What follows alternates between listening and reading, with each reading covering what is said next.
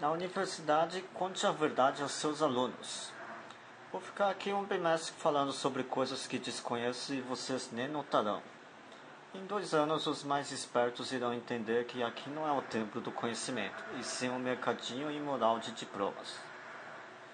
Quando saírem dessa ilha de fantasia, vocês vão trabalhar de sol a sol sem sequer saber quem lhes opera.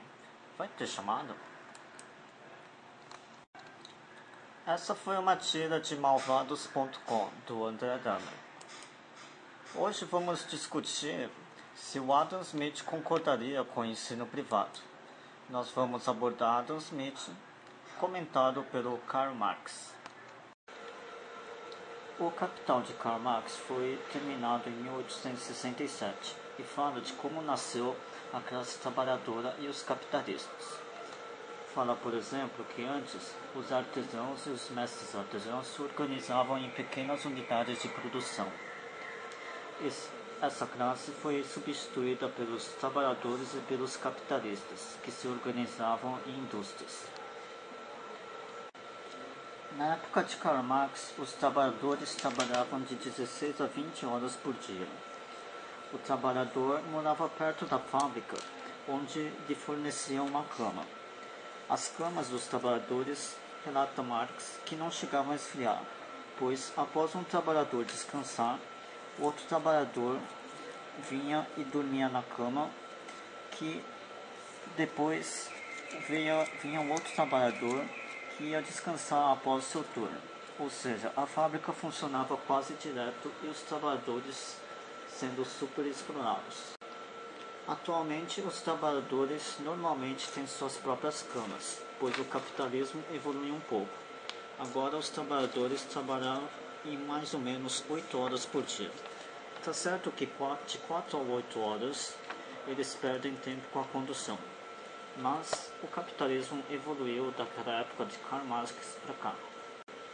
A passagem da produção artesanal para a industrialização trouxe várias mudanças. Por exemplo, o artesão sabia de todo o processo da produção da mercadoria. Ele tinha o conhecimento total da produção. Já na industrialização, o seu conhecimento é parcial, pois cada trabalhador conhece uma etapa da linha de montagem.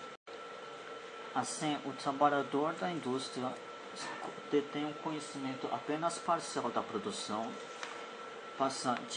passava de 16 a 20 horas por dia trabalhando, e as condições precárias em que era submetido nas vidas operárias tornavam bem precárias o seu modo de vida. É por isso que Karl Marx e outros teóricos estavam preocupados se a industrialização não estava trazendo a imbecilização do trabalhador.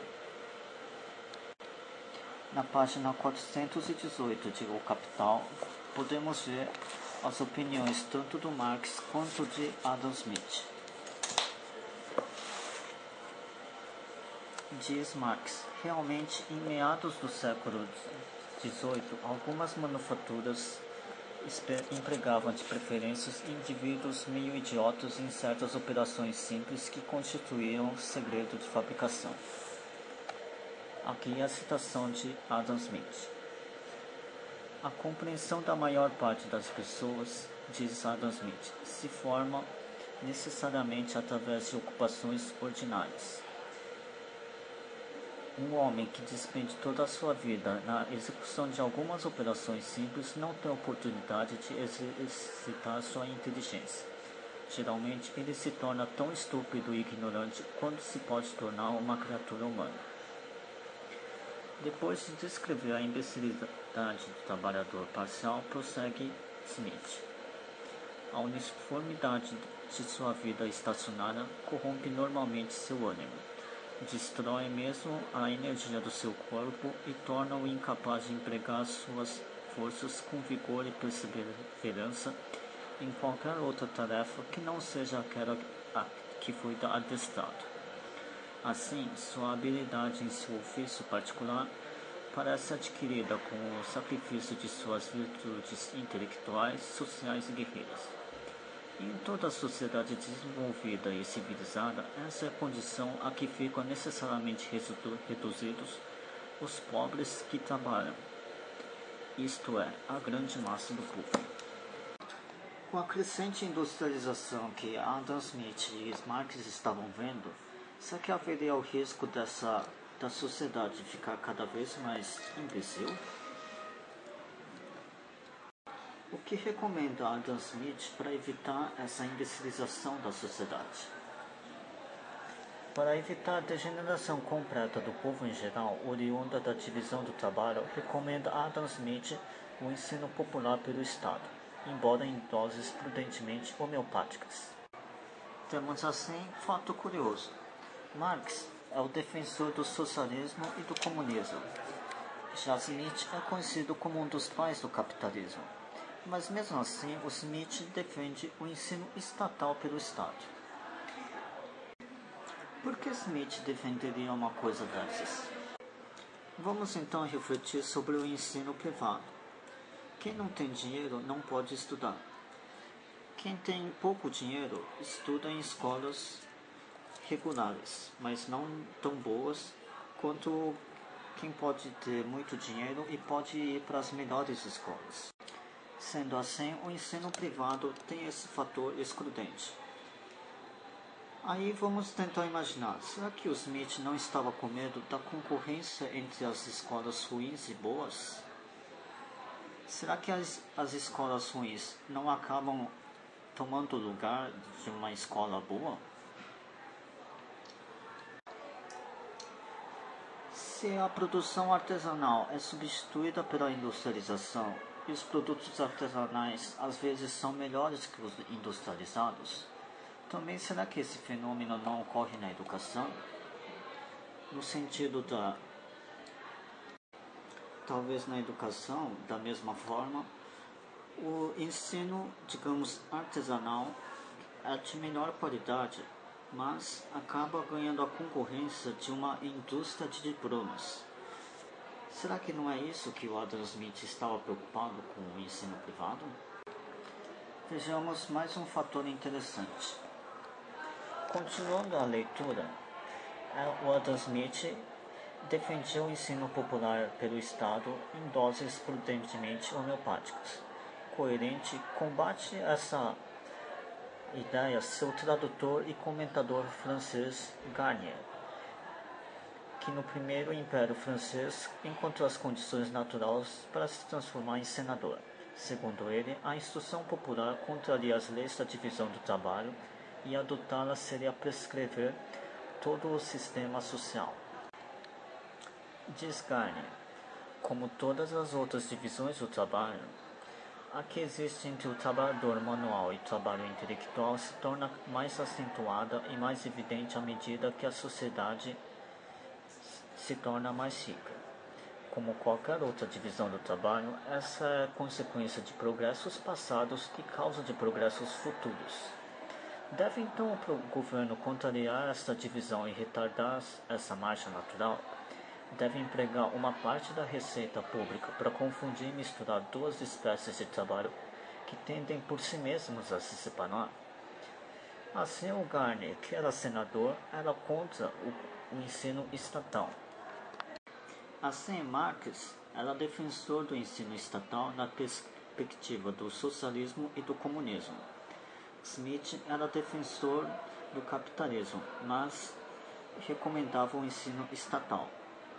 Já Garnier, apesar do Garnier ser o próprio tradutor do Smith, ele ia contra Smith e recomendava o ensino privado, ou melhor, estuda quem puder. Para Garnier, se a industrialização fez com que os intelectuais e os trabalhadores fossem divididos, isso gerava uma benfeitoria da sociedade. Sendo assim, Garnier fala que, para Garnier, a industrialização estava trazendo a riqueza da sociedade. A sociedade estava ficando mais rica com o aprofundamento do capitalismo.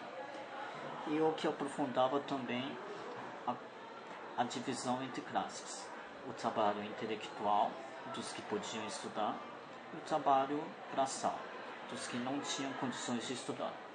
É claro que no meio haviam os que tinham condições de estudar, mas não frequentar as melhores escolas. Então, podemos entender que para Garner, o fato de haverem gente que não estuda, que estuda em escolas precárias e que estuda em melhores escolas, estava trazendo a riqueza da sociedade. Assim, se a sociedade estava ficando mais rica, mais negócios eram fechados, mas isso fazia com que as pessoas ficassem menos inteligentes. Para Smith, deveria ser tomado um cuidado com esse fenômeno. Para Garner, o fato da sociedade ficar mais rica compensava o fato das pessoas ficarem menos inteligentes.